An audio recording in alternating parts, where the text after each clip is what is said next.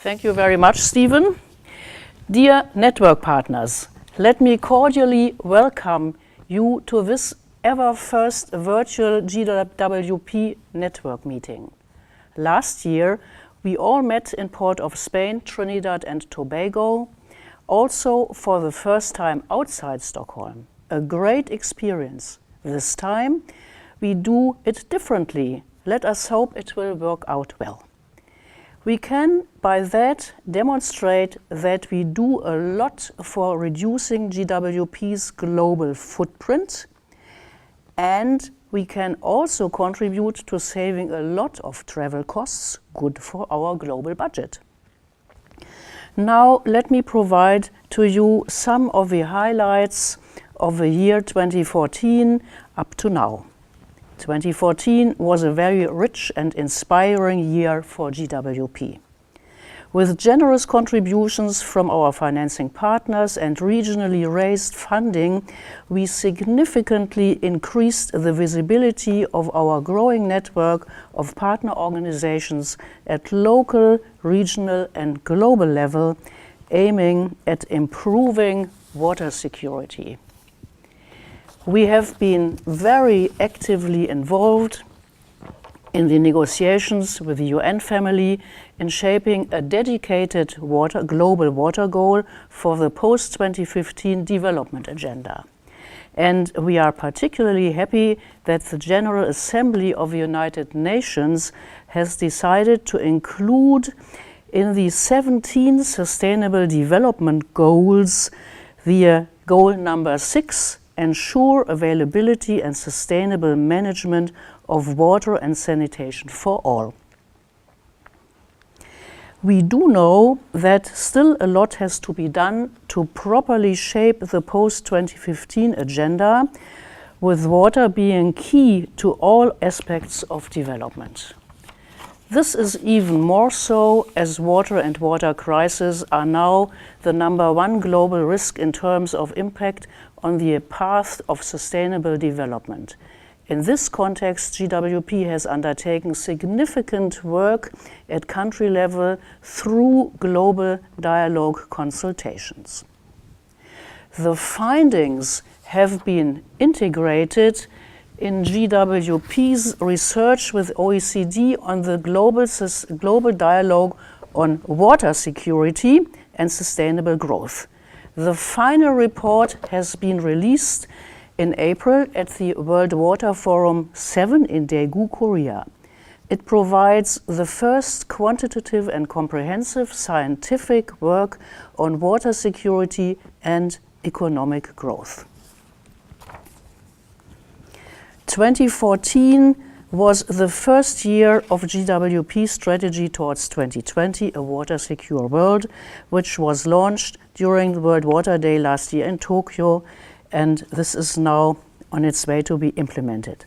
Each of our regions has identified flagship projects focusing on the 6 thematic areas being in the center of our operations with our partners on the ground during the coming years. I'm particularly happy to state that the dedicated GWP Gender Strategy has been launched during 2014 Stockholm World Water Week. GWP's Gender Strategy will guide GWP's operations into the future and is in support of Strategy 2020.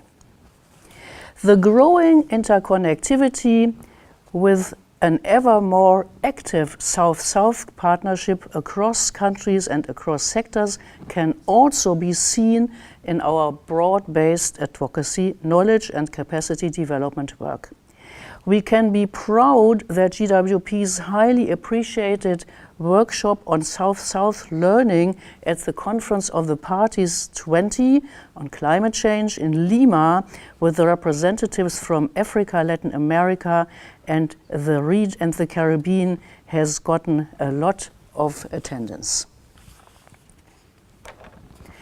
We had lots of opportunities to enter into a productive dialogue with our manifold partners in various international and regional fora to explain the challenges of sustainable integrated water resource management in the context of the various nexus-related discussions, be it the water, energy, food nexus or the water, environment, agriculture nexus, you name it. We should not forget about the importance and the interlinkages of human security and water security. I was privileged to deliver a keynote speech at the Second World Human Rights Forum in Marrakesh at the end of November last year with the title Bridges Over Troubled Waters. Water security is human security.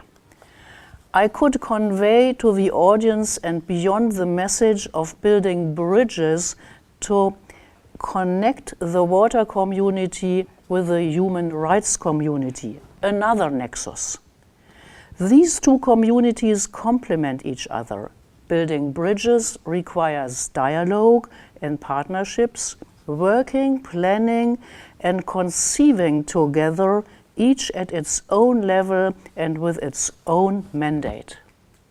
Just to finish by mentioning here that in order to be fit for the future, GWPO embarked on a thorough review of its governance and financing structure.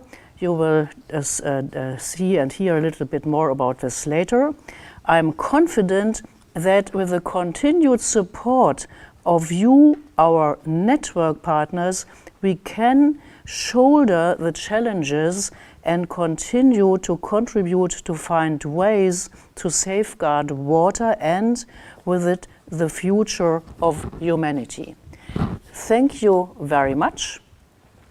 I would now like to introduce the Acting Executive Secretary, Rudolph Cleveringa, to provide you a report on the 2014 activities and the financial report. Rudolph, it's your turn now. Thank you.